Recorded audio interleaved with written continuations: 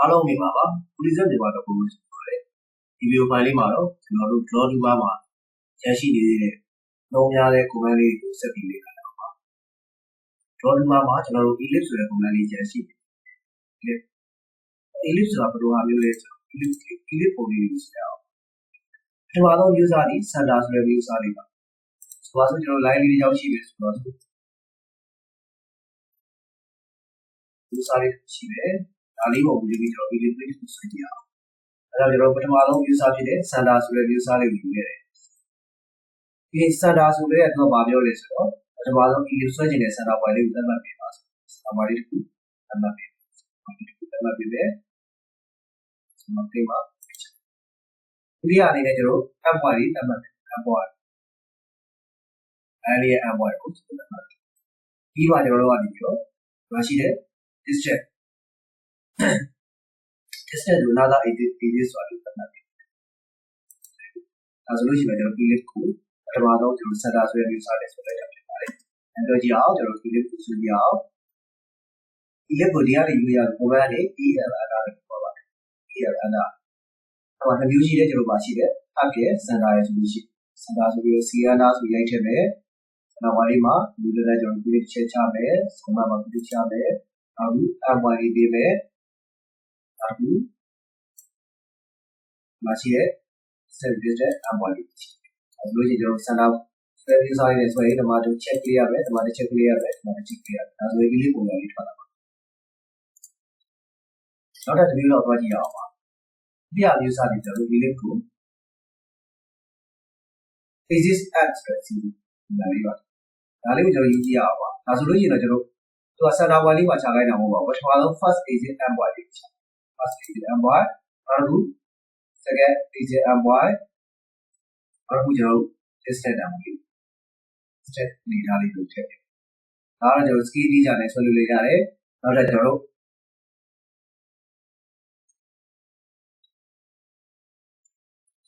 ပြောကြည့်အောင်ပါကျွန်တော်တို့ဒုတိယမျိုးစားလေးနဲ့ဒီလေးဆွဲကြည့်အောင်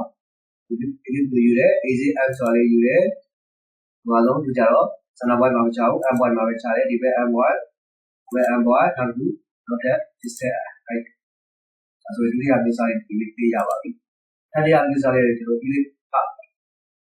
elliptical up ဆိုတာကျွန်တော်ဒီလေးပုံနဲ့ up လေးဆွဲကြည့်တာပါအော်သူပုံလေးမှာကျွန်တော်ထောက်ထားတဲ့နေရာတူတယ်ဒီလေးပုံနဲ့ shape လေးပေါ့ဒါကျွန်တော် not skill လေးနဲ့ဆွဲကြည့်ရအောင်ပါဒါမှတော့ကျွန်တော်အနေနဲ့ဒါလေး copy လုပ်မယ်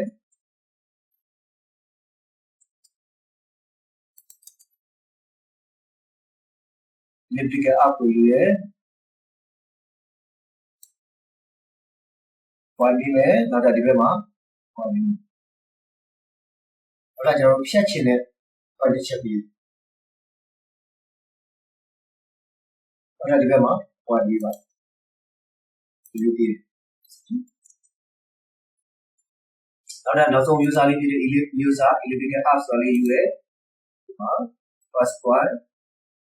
second point နောက်ထပ်ကျွန်တော်တို့ဒီတိုင်းလာလေးပြည့်စုံနေတယ်ဆိုရင်ဒီမှာတစ် point နောက်ထပ်ဒီမှာ point 3 point ဆက်တယ်ဒါဆိုလို့ရှိရင်တော့ကျွန်တော်တို့ဒီတိုင်းလာလေးဒီမှာ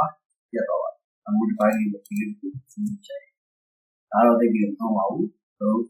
အများတော့အဖြစ်တော့ကျွန်တော်ပုံမှန်မှာ AI နောက်ဆိုပြီးတော့ပုံမှန် up ကိုပြီးရတော့ပါတယ်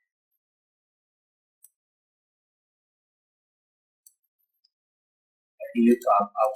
ပုံပဲပါတယ်အဲဆိုတော့ ellipse command လေးရတယ်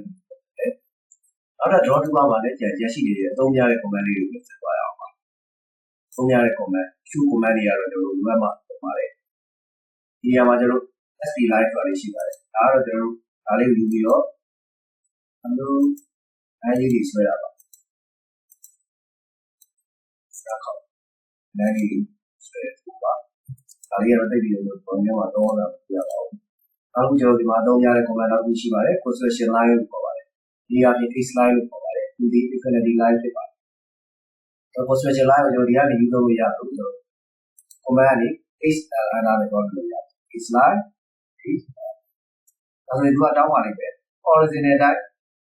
ဆွဲချင်တာလား vertical တိုင်းဆွဲချင်တာလား angle နဲ့ဆွဲချင်တာလားစတယ်နောက်ကျွန်တော် original ဆိုရင် h ဒါဆိုလို့ရှိရင် click တစ်ချက်ချလိုက်ပါဒါဆိုလို့ရှိရင်ဒီ line ဒီလိုစောင့်ကြည့်ဆုံးရှိပါတော့ရှာနေတာပါဒါဒီလို drawing အတွက် horizontal line ကြောင်းဆွဲလိုက်တာနောက် base alpha vertical ဆိုဒီ alpha ဆိုပြီးဆွဲလိုက်တော့ skip လုပ်ပါ vertical line တစ် line စောင့်ကြည့်ဆုံးကြည့် line ရောက်ဒါတွေလည်းကျွန်တော်အသုံးရပါတယ်နောက်မှ line တွေနဲ့အဲ့ဒီဒီလိုလုပ်ရတဲ့နေရာမှာ external ကိုပုံပါတယ် base alpha original ဆိုရင် base alpha ပြီးတော့ဒီတိုင်းလာတွေမှာချက်ချတယ်ဒီကျွန်တော် alpha ခေါက်တယ်နောက်ထပ်ကျွန်တော် base alpha vertical ဆို alpha ဆိုပြီးတော့ဒီ line တွေမှာချက်ချတယ် base alpha ဒါဆိုလို့ရှိရင်ကျွန်တော် original vertical switching line တို့ x line တွေကိုဆွဲထားလိုက်ပါတယ်နောက်တစ်ခုကျွန်တော်ဗာရှိသေးတယ်ဆိုတော့ဒီနေရာလေးမှာပြောကြရအသုံးရတာကျန်တာလေးဒီ revision class ဆိုတာ revision class ဆိုတာကတော့ကျွန်တော်ပေါ်မှာအခုရေးနေတဲ့အတိုင်းပဲကျွန်တော် error တွေပြနေတယ်အခုရေးထားတဲ့စသဖြင့်ဒါမျိုးတွေပြနေတယ်ဆို revision class လေးတွေဝိုင်းပြရပါတယ်နောက်ပြီး revision class မှာအနေထားဆိုတဲ့မျိုးရှိတယ်လို့ပြောပါအနေထားကျွန်တော်တို့၃မျိုးရှိပါတယ် regular class နဲ့ regular class polygon နဲ့ကျွန်တော် freehand ရှိပါတယ်ဘယ်လိုမှရှိတယ်ကျွန်တော် revision class ဆိုတော့သွားပြီပါ rectangle လေးဆွဲထားပါဒါဆိုလို့ရှိရင်ကျွန်တော် revision class မှာ rectangle revision class ဆိုတာဒီပြအောင်ပါဒါလေးကိုယူပြီးတော့ကျွန်တော်နံပါတ်1ပါပေးရလဲဆိုတော့ကျွန်တော် revision class မှာရေးနေရတဲ့မရှိတဲ့အကလေးတွေရဲ့ကျွန်တော်တို့ကွာဝေး site တွေပေးရပါတယ်ဒါကြောင့်ကျွန်တော် ANA ကိုရေးထည့်ပါ ANA လို့ဆိုပါစို့ target minimal line က100 maximum line က100လို့ရိုက်ထည့်ပြီးတော့နောက်ပြီးကျွန်တော် object ဆိုတာလေးကျွန်တော်တို့ UNA ဆိုပြီး select ပေးလိုက်ပါလို့ rectangle revision class ဖြစ်တဲ့အတိုင်းလေး select ပေးဒါဆိုလို့ရှိရင်ကျွန်တော်တို့က ANA ခေါ်လိုက်လို့ရှိရင် revision class လေးနဲ့ဝိုင်းပြီးတော့ပါဒါ generally ပေးနေတဲ့ဟာလေးဒါလေးကိုပဲကျွန်တော်ထပ်ပြီးတော့ကြည့်ရအောင်ပါ revision class ဆိုတာလေးကိုကျွန်တော်ယူတယ်အဲ့ဒီကျွန်တော် arc size လေးပြန်ပြောင်းကြည့်မယ် arc ANA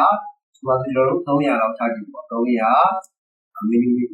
နဲ့ကျွန်တော်တို့300ဆိုတာ300ပြီးမှကျွန်တော်တို့ကနေပြီးတော့ object ရိုက်မှပြတဲ့ကြောင့် OLR ဆိုပြီးတော့ select ပေးလိုက်မယ်ဆိုရင်ဒါလေး template လေး300ရှိတယ်ဒီမှာ revision class ပေးရပါတယ်ဒါလေးဒီကျွန်တော်တို့က revision class ဒီကျွန်တော် rectangular မျိုးစားဖြစ်ပါတယ်နောက်တစ်ခုကျကျွန်တော် polygon မျိုးစားကျကျွန်တော်တို့ polygon မျိုးစားကျကျွန်တော် polyline လေးနဲ့ကျွန်တော်ဖတ်ဆွဲထားတဲ့ data view စာပြည့်ပြည့်လေးတွေပါဒီ polyline လေးတောက်လျှောက်မှာသူက polyline လေးတောက်လျှောက်မှာ revision class လေးပြနေတယ်ဆိုရင်လည်းတို့ဒီမှာ command တွေရိုက်ချက်တွေရတယ်တို့ဒီမှာရေးရမယ်တို့ဒီကို user ဆိုတာဒီယူရဲဒီကျွန်တော်မလုပ်နေတယ်ခုနတိုင်းလေးပဲ arc-line လေးသတ်မှတ်ပြီးပဲ ANA ဒီမှာကျွန်တော် object ONA ဆိုပြီးတော့ဒါလေးကိုကျွန်တော် select ပေးလိုက်တာနဲ့အဲ့ခေါ်လိုက်တာဒီ line လေးပတ်ပြီးတော့အခုကျွန်တော်ကြံတဲ့ဟာလေးကတော့အောက်ဘက်မှာကျွန်တော် revision class ကိုကျွန်တော် freehand ဆိုတာလေ freehand ကတော့ကျွန်တော်ပြောခဲ့တယ်ဘာလဲဆိုတော့စီတိုင်းညကျွန်တော်ဒီချတော့ play တော့ချကြလို့ပေါ့ဒီ line လေးပါကျွန်တော်သုံးရပါတယ်ဒီလိုဆိုတာfreehand ဆိုတာလေးယူတယ်ဒီမှာပထမဆုံးဒီကလေးတစ်ချက်ချမယ်ပြီးတော့ဒီလိုလေးဆွဲသွားလိုက်ပိတ်ချရအောင်လို့ဒီမှာတော့ကလေးတစ်ချက်ပဲချပါတယ်အဲ့တော့ကျွန်တော်ပထမဆုံး revision class ကိုသတ်မှတ်တဲ့နေရာမှာအရေးကြီးတာဒီတော့ဒီမှာရှိတဲ့အားကလေးတွေဒီလိုသတ်မှတ်ပြီးတာပါဒါဆိုလို့ရှိရင်တော့သုံးရတော့ပါလိမ့်မယ်ဆိုပါစို့ကျွန်တော်ဒီနေရာလေး revision class လေးဝိုင်းရတယ်ဆိုရင်ဒီနေရာလေးပေါ့